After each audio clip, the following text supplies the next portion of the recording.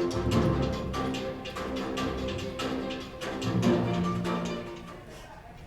morning, Whalers, and welcome to the WCPS News Network. My name is Shelby Harriman.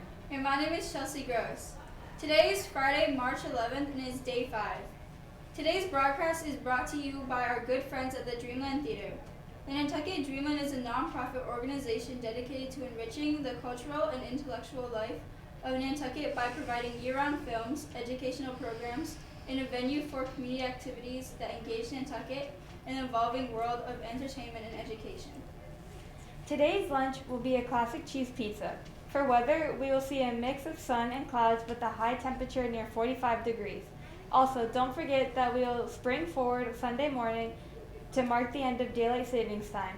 This means that we will lose an hour of sleep as we move our clocks ahead by 1 hour. Remember, there will be a party after school for all the students on the news team and anyone who is interested in joining Studio 29 right after school. Also, Miss Wendelkin's Jewelry Club will meet today after school. Also, 8th graders, don't forget about the free skating party tonight at the rink. We will have the ice from 6:45 to 8 p.m., but you should arrive early if you need skates and helmets. Now it's time for another installment of our Friday special guest. This amazing lady has been an active member for our school community in the Nantucket Public Schools for most of her life. For the past 20 years, she has dedicated so much time and effort into teaching children.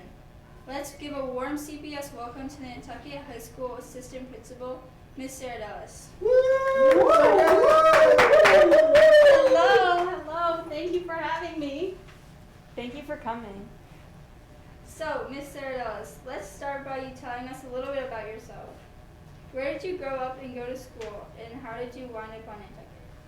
Well, fun fact about me, I grew up on Nantucket, so I went through the Nantucket school system, and it's really cool for me to be the assistant principal in the school that I graduated from. Tell us a little bit about your career in education and how you wound up as the assistant principal at NHS.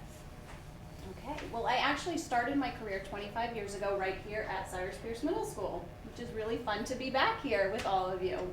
So I started as a teaching assistant, and then I became a 6th grade teacher. And so I was in the classroom for about 7 years, and then I went to get my master's degree in school counseling. I was a school counselor here at the middle school for 10 years, and then I became the school counselor at the high school for 3 years. I am now 5 years in the assistant principal position at the high school. As you know, March is Women's History Month. As a very successful female, what words of wisdom can you offer to all the young ladies here at CPS? Sure. It's really important that women make sure that they are a voice, not an echo.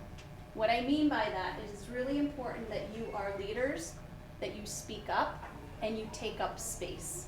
And so by taking up space, that means that you make yourselves known wherever you are, that you're not standing in the background, that you're speaking up about what it is you believe in, that you're sharing what it is that you have to bring to the table, and you have lots of value. So that would be my advice for women.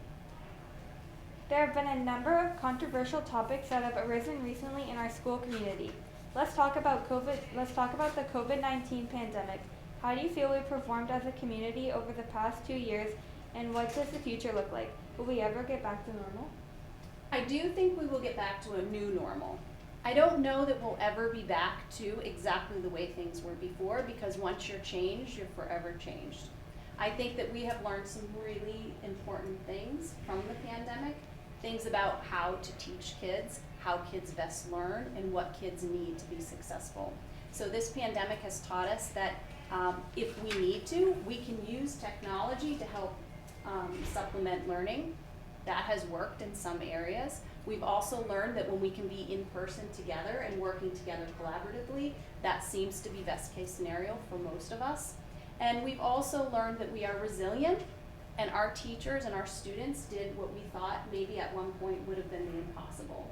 And so we did hard things over the last 2 years. And so if the pandemic has taught us anything, it's that we can do hard things and we can overcome obstacles. Another issue that has been getting a lot of attention is the proposed new athletic facilities.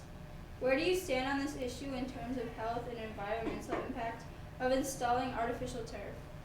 We are also wondering how you feel about the $18 million price tag on this project. Ooh, that's a tricky one and a controversial topic these days.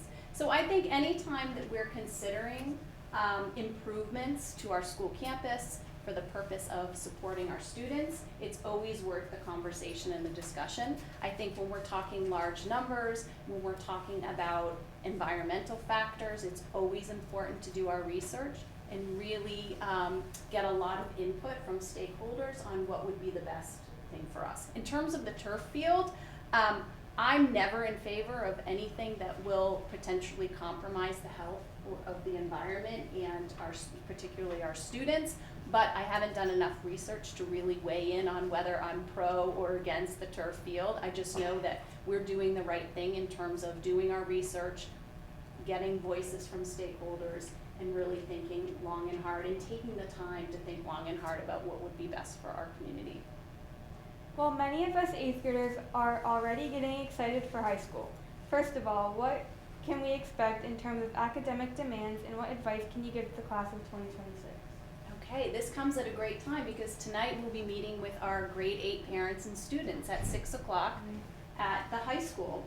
And so there are 3 pieces of advice. You're going to hear it now first. They're going to get it tonight, so you'll be in the know tomorrow. 3 pieces of advice I give incoming 8th graders. One is to set goals, to make sure that you set clear goals for yourself. You don't have to know what you're going to do after high school, but you do need to know that the decisions you make now will form who you are after high school. So it's very important to set goals and then to make decisions that get you closer to those goals. The second thing I always tell them is to take care of each other, look out for each other. What happens to one happens to us all. So at the high school, we're a community and we take care of each other, support each other, protect each other, and most importantly, advocate for each other and for ourselves. And the third piece of advice I always give our incoming 8th graders is to make sure you have fun. The 4 years go by so quick. I'm 30 plus years out of high school now, and so it went by at the drop of a hat. So make sure that you're having fun, that you're doing things that kids do, that you're making good decisions, and that you're watching out for one another. Finally, because everyone really wants to know, where is your favorite place to get ice cream on Nantucket, and what's your go-to flavor? Okay. Any ice cream that has peanut butter in it is my favorite. So I love any peanut butter ice cream. If it's got chocolate and peanut butter in it, even better. And my secret remote ice cream location is The Scoop off of Old South Road. Well, Ms. Sardellis, thank you so much for joining us this morning. So that's all the news for today. Please remember to wear your mask while in school and follow all of our COVID-19 protocols. Have a great weekend, take care of yourselves and each other, and most importantly, be kind to one another. Woo!